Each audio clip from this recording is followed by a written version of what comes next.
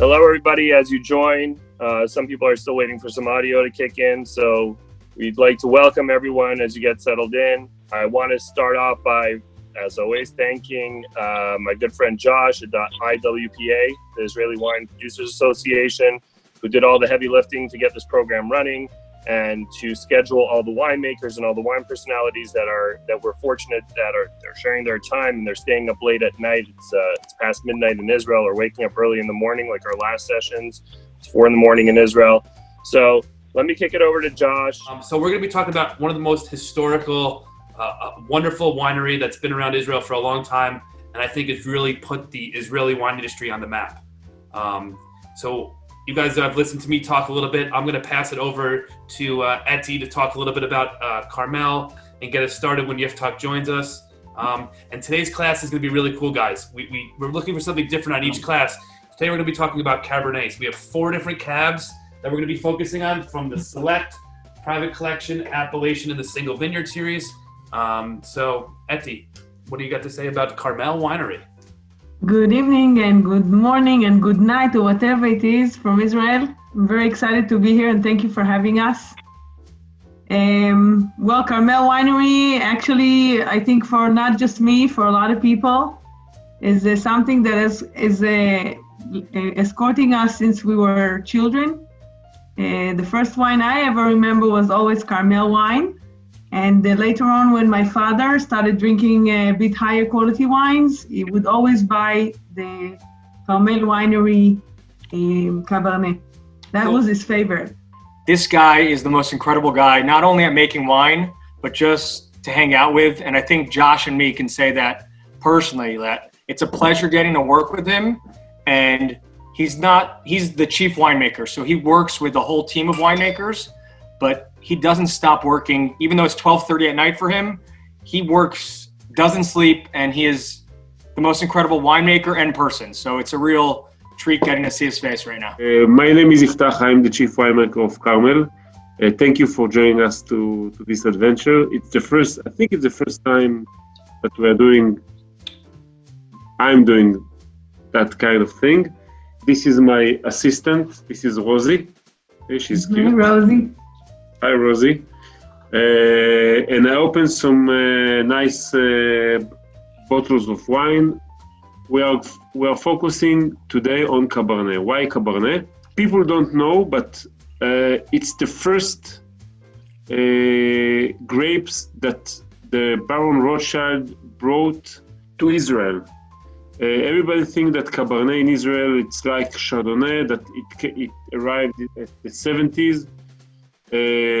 But actually, it's the first with the Carignan that arrived to Israel at 1885, if I remember, and it didn't came from France. It came from the Maharaja Garden in Kashmir. And why is that? Because at that time, the phylloxera, which is kind of aphid that damaged the grapes, the plant, destroyed almost all the vineyards in Europe. So he found out that in the Maharaja Garden of Kashmir, some plants, healthy plants, and he brought it to Israel and he planted it in Israel with the Carignan. So for us, Cabernet Sauvignon is one of the most important historical grapes, and I think it's part of our legacy. We have the first one. As I mentioned, we have 4 wines we're going to be tasting. The first one is from the Selected series. Yiftah, give us a little taste and tell us what you're tasting and what we're tasting differently from each one of these cabs and what makes them different. Basically, it's all the same Cabernet Sauvignon, but with a big difference. Big different in the vineyards, because I think in the winery, almost no different. We treat all the kids nicely.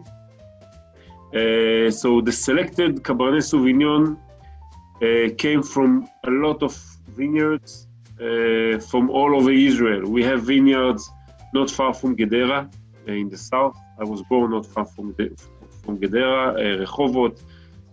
We have vineyards part of the vineyards came from the Judean hills, part of the vineyards came from Zichron Yaakov, and part of the vineyards came from the Galilee. So it's a huge blend, very nice one, of Cabernet Sauvignon, and I think it represents Israel very well because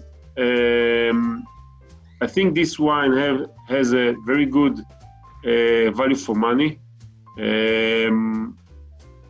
We're fermenting the grapes for approximately, let's say, 7-8 days. Then we press it after malolactic. A hint of a small touch with wood, and we are bottling. We usually bottling very, very early. It's fresh, it's fruity, it's nice. It's amazing with the Israeli famous barbecue. I have a question. I know we don't like to share a secret too much, but it's just a couple of us 60-something people. We're just having a little quiet. That dog Rosie. Wow. Rosie has a trick, right? But we're gonna talk wine a little bit more. But can you just tell everybody on this call what's Rosie's special trick? Some dogs sit, some dogs get your slippers. What does Rosie do? Guys out, listen. You're about to see a trick that you have never seen ever before. Okay, I promise. So Rosie is a very special. Is a very special kid. I'm crazy like Josh. We are sharing the same passion. Truffles, tartufo, and Rosie is the only Israeli dog that can find tartufo.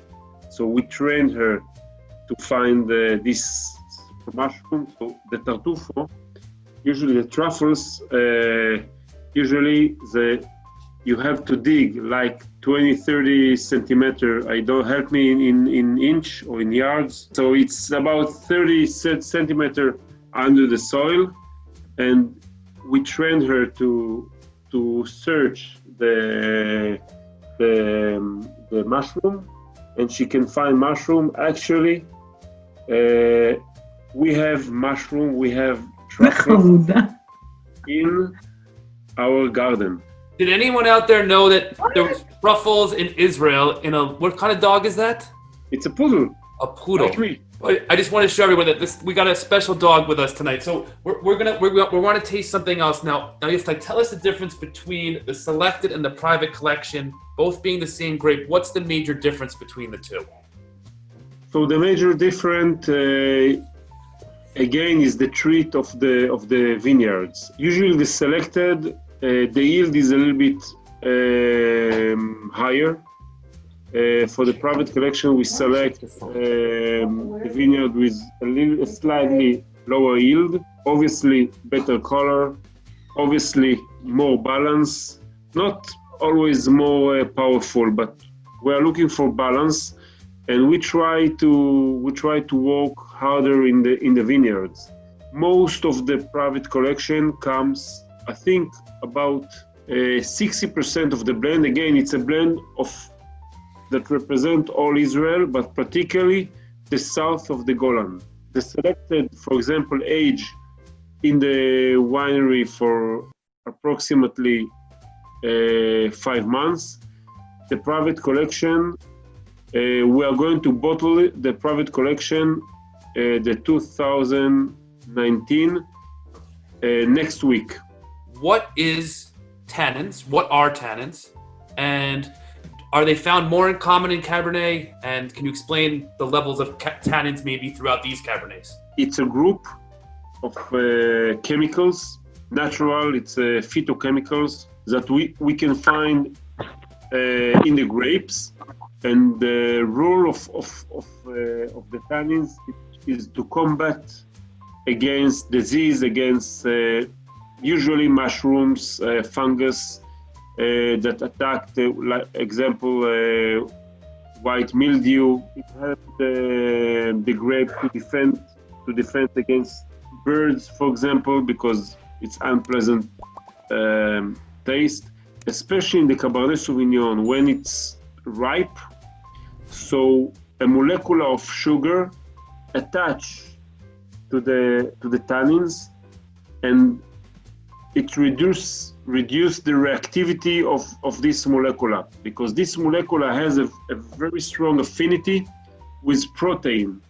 The enzyme of the fungus is protein. And this is a history question. Carmel is one of the oldest wineries in Israel. Can you tell us what they're doing to, still show their history and talk about a little bit what makes Carmel different than the other wineries out there? Sure. Thank you, Josh. Thank you for everyone for joining. Carmel, we're very proud of our history. That's who we are. We are essentially, when you think of the history of Israeli wine, that's the history of Carmel Winery. And not in a pompous way, in a reality way. Baron Rothschild, it really was a vision of, will you teach a man to fish, and giving him a job rather than just feeding him one day. It was the first company of Israel. Just a quick history lesson. I mean, the whole country got behind this winery and was proud. This was a Zionistic movement in the way that we saw Ben Gurion and Levi Eshkol working in the winery themselves as little children. And then throughout the history of Israel, children always came to the winery to do their fourth grade visit, even though we would give them grape juice and not wine. It's embedded in the culture and the history of Israel. So Israeli wineries, Josh, to quote Josh, he likes to say, Israel has been making wine for thousands of years, and in the past 30 years, they finally got really good at it. So Carmel is part of that push. And Eti, can you just give us maybe an insight of what's going on from the marketing and the sales and the growth of the Carmel brand in Israel and how it's become, a name brand there all the time too? Well, Carmel, since 1882, has been selling wines to the majority of, the regular drinkers who buy inexpensive wines, but also throughout the years, and managed to produce high-quality wines, and it's holding one of the top vineyards today in Israel, all the way up from the Upper Galilee down to Judean hills and the Negev. In the past 3.5 years, we've been actually moving from Rishon LeZion, which is in the center.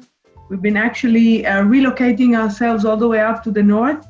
Today, Carmel has become the leading in the branded barcoded wines.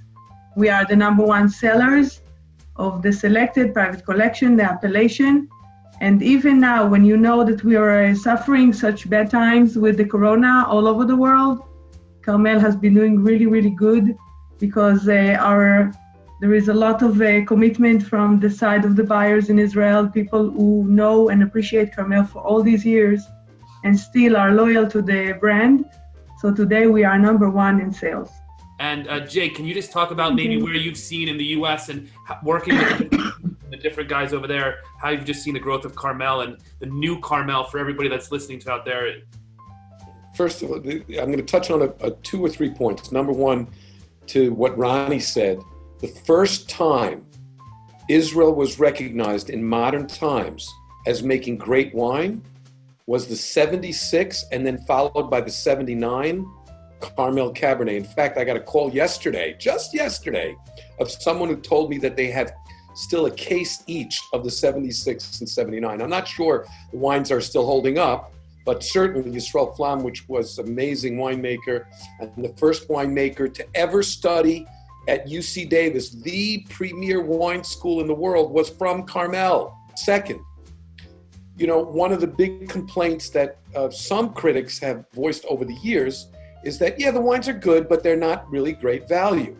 Well, the single biggest, and I'm responsible for it, I got lucky, but I'm responsible for it, the single biggest buyer, you can see Israel, by the way, in the background there, the single biggest buyer of wines in the world is the Pennsylvania Liquor Control Board. It has 600 stores, and they only have nine, count them, wines listed that are kosher. One of them is an Israeli wine Carmel selected Cabernet, the first wine that we tasted. And the reason for it is because it's such a great wine at such a great value. Tell me what you're drinking and what makes it so great and such a great value. Actually, Appalachian for us is a very important brand because it represents better the terroir of Israel. We have several wines from all over Israel, from the Upper Galilee, from the Golan, from Judean Hills, from Zichron Yaakov, our historical place, and particularly the Cabernet, definitely the best Cabernet in Israel, for my opinion, is in the Upper Galilee. I arrived today at 6 o'clock to Meron, and it was freezing, just freezing. This climate, this cool climate helped definitely to the Cabernet Sauvignon because it's not Israeli native. It's not Sabra. It came from France, and it needs this cool environment. And what happened in the Galilee, we have quite warm days, so the plant go forward with the photosynthesis and all this sugar accumulation, and in the night it stops. What happened in the night usually? The plants start to breathe. So when breathing, it's the opposite of photosynthesis. So it's like a dance. It's go 2 steps forward in the day and 1 step back in the night. So what happened in the Upper Galilee? It just freeze the step of the night. We have amazing aromas and the soil is just amazing. So actually, it's very easy to grow their Cabernet Sauvignon. It's very easy to walk in the winery. I must say, we just came and taste it every day. We enjoy, and we are not doing much. I think this is the secret. Keep away the winemaker from the wine. The last of the 4 wines that we're tasting today, I have in front of me, is the Admon Single Vineyard. And I have a simple question about that. What does the word single vineyard mean? It's one of the questions that someone asked. And what makes a wine a single vineyard? Listen, the Appalachian is from the Upper Galilee. It's a blend of 4 or 5, depending on the year, vineyards. When we are talking about single vineyard, I'm looking for an elegant, impressive performance of Cabernet Sauvignon that came from a single vineyard. Actually, the biggest vineyard for us in Israel of Cabernet Sauvignon is about like 6 or 7 acres. So it's not very big, and it represents perfectly the terroir of the vineyard. If we have different, for example, different soil, if we have more windy, if it's windier, so we expect to taste it in the wine. What we have here, the Admon, it's located on the Upper Galilee, but on the east part of the Upper Galilee. So it's very high. It's about 700, almost 800 meters above the sea, but it's a little bit drier. So actually it's a blend. It's a blend of the Galilee. And single vineyard, punkt. What's your opinion on storing wine? How should you store wine? And your wine specifically, what's the best time to drink them? My way to store wine, you can see in the back. Show us, yeah. Take something out. What's the coolest bottle you have in there? Well, let me talk while he's going to look for the bottle. I have the 2013 here of the single vineyard. I recently just opened up a 2006. While it was a different vineyard, it was not Admon. It was a vineyard called Kayumi, which we still use for our Shiraz and our Riesling. That bottle I opened up with Yiftah was incredible. And the funny thing is, this bottle is not an expensive bottle. None of these bottles are expensive. The value in all of our wine is really, bar none. It's some of the best value you get in the kosher wine industry by far. Yatir 2005, amazing, still young. The question for you, Yiftah, is how do you allow wine to breathe? What's the process for that? First, oxygen is important for wine developing. We usually add oxygen by remontage, pigeage, a lot of French words we're using to oxidize a little bit the wine from the first day that the wine, the grapes arrive to the winery, till the last day that we are drinking the bottles. So I must admit, I don't have a decanter in my house because I have time. I'm just opening the bottle. If I have to drink in the, I have a important dinner, so I open the wine usually in the morning or at lunchtime. And the problem that I drink the wine and then I have to open another wine. Another bottle. I think wine need balance and need time. My question is, at what stage or stages do you blend the wine? Do you co-crush? Do you do it when it's juiced? Do you do it when each of the components are fully fermented or midway? How do you make those kinds of decisions?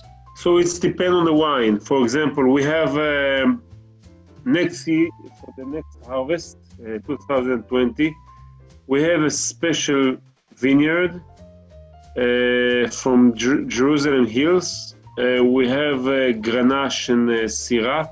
We are going to harvest and to ferment together. This what we call the co-fermentation. Most of the wines, most of the grapes, most of the vineyards, we are fermenting separately, and then we're blending.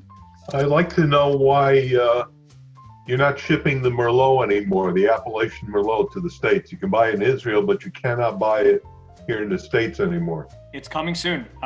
With the idea with the Appalachian, when we did the rebranding, we focused on the Cab Shiraz, the Rosé, and we just kept it simple. And then we wanted to grow it organically. The Cab is our number one seller. It's just that $20 Cab with this type of quality is just doing so well for us. And there's a reason why I think we touched upon it. You know, Cab is king, and the $20 price point is an attractive price point, and what we're offering there is incredible. Merlot is less popular, but it is equally deserving its time in the spotlight. So Merlot is on its way, and it's a great question. I love that you are asking about it. We were just talking about it. We have a wine coming into soon. It hasn't been in America for a while, but we've tasted it, and it's such an amazing wine. I wouldn't want you to miss it. The Appalachian Merlot. You see behind me, yes, we didn't talk about that, but I'm sure everybody recognized that symbol. That's a symbol of the spice. So it's been Carmel symbol J. Yes. You and I were born at the same time, right? That's right. So we know that symbol, and it's the spies, Kalev Ben Yefuneh, coming to the country. And one of the best things Carmel has done in the history of Carmel was give seed money to Yatir Winery, which is a totally different winery, different winemaker, different terroir, different identity. And Eti spent most of the time working at Yatir. Only recently, she also joined the Carmel focal point of the company, but they really operate as two separate wineries. And when Yiftah put out that bottle, he's showing that because he respects competition. Now it's the same ownership, so there is a relationship there, but they're separate wineries, they're separate identities, and Yatir has incredible people like Eti.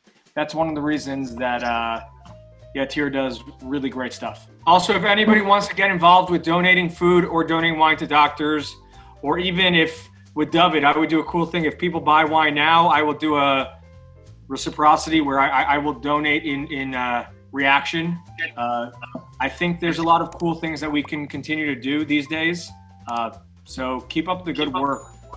Any plans to bring back the Carignan? Definitely yes. Carignan is my favorite. Definitely yes. We are going to make. Actually, we just bottled. It's still a secret in Israel, but you won't tell.